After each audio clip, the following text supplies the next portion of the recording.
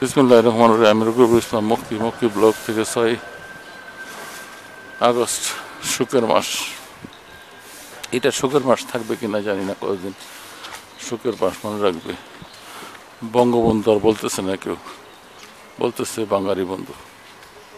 জুতা পেটা কত রাত দিনে যত মূর্তি আছে তার, ছবি আছে তার, যেখানে যেটা আছে দীক্ষার জানায় বঙ্গবন্ধু।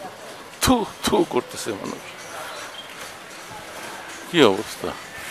বঙ্গবন্ধুরে তুমি উঁচাই নিয়ে যাওয়ার জন্য আসছিলা ক্ষমতায়, নাকি জুতা পেটা করার জন্য?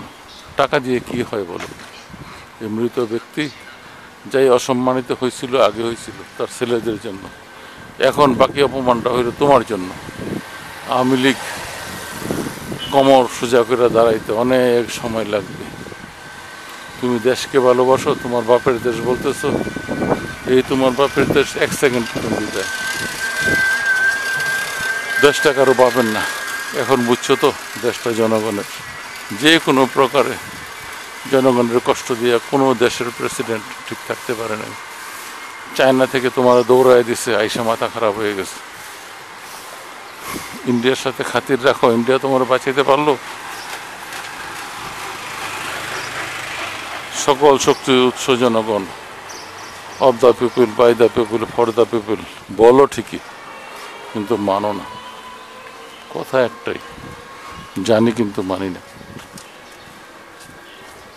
আমি হাঁটতে হাঁটতে চলে আসছি, এখন ডেস্কো পার হয়ে চলে আসলাম। আস্তে ধীরে আমি হাজি আলী হোসেন উচ্চ বিদ্যালয়ে যাব, ওখানে যেয়ে কিছু রেকর্ড করবো। আজকে নব্য বাংলাদেশ, আমাদের নব্য স্বাধীনতা কয়েক ঘন্টা হইল। সকাল, আজকে প্রথম দিন সকাল, 5 তারিখে স্বাধীন হইল। 6 তারিখ সকালে আমি এই ভিডিও করতেছি। এই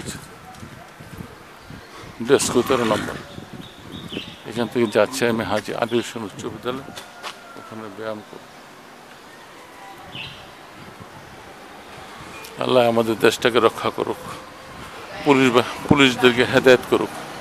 কালকে পুলিশ সব জায়গায় পলাইছে, গোপালগঞ্জের পুলিশ হয়ে গেছে সব শেখ হাসিনা সরকারের তাবেদার।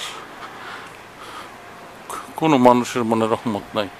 যে ক্ষমতায় যায় সেই চুরি আরম্ভ করে, একদম নিজের আখের গোছানো, অথচ পাক্কা নামাজি, মসজিদ, হজ, দান খয়রাত সব করতেছে, কিন্তু চোর বাটপার, অবৈধ পয়সা কামানো। দেশটা বঙ্গবন্ধুর বাপের নয়, শেখ হাসিনার বাপেরও নয়। এখন বুঝলা তো? আওয়ামী লীগের পিটোয়া বাহিনী, গোপালগঞ্জের লোক, এরা মনে করতো দেশটা তাদের কিনা দেশ। কোথায় যাবে গোপালগঞ্জ? কলঙ্কের দেশ হয়ে যাবে গোপালীরা।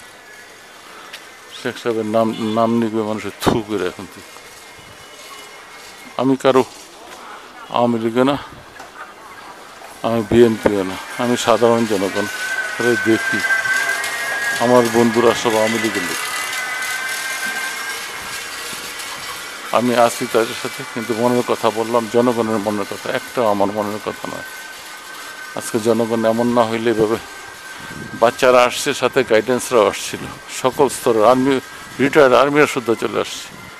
শেখ হাসিনার অত্যাচার, তুমি আওয়ামী লীগ মুক্তিযোদ্ধা নিয়েই থাকো। আজকে মুক্তিযোদ্ধারা কেউ আসেনি তোমাকে বাঁচাইতে। আমি রকিবুল ইসলাম মক্কি ব্লগ থেকে বিদায় নিচ্ছি। ওকে, আসসালামু আলাইকুম।